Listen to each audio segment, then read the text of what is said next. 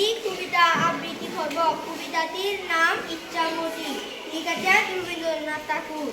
যখন যেমন মনে করি তা হতে পাই যদি, আমি তবে এখনই হই ইচ্ছামতি নই।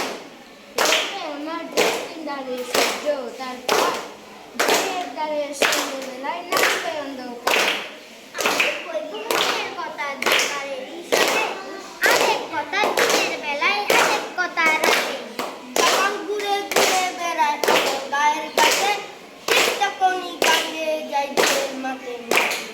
গায়ের মানুষ নিয়ে যারা নদীতে আসে জলে, গরু মহিষ নিয়ে যারা সাঁতরে ওপার চলে, দূরের মানুষ যারা তাদের সুন্দর বেশ, মন্দানিনে গন্দানিনে অদ্ভুতের এক পানের উপর জলমল তীব্র আলোর রাশি, ঢেউয়ে ঢেউয়ে ফুলের নাচন হাততালি আর হাসি।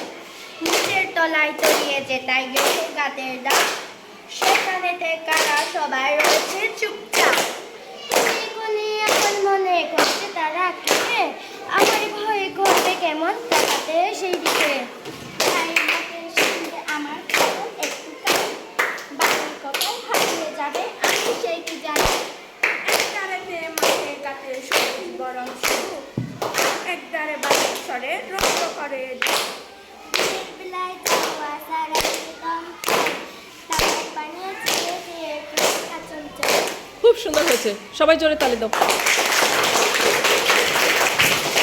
খুব সুন্দর হয়েছে। বিপুষী একটু ধীরে বলেছে, আবার এদিকে একটু তাড়াতাড়ি বলেছে কে জানো। আর পাপড়ির একটু সমস্যা হয়েছে, তবে আশা করছি ঠিক হয়ে যাবে।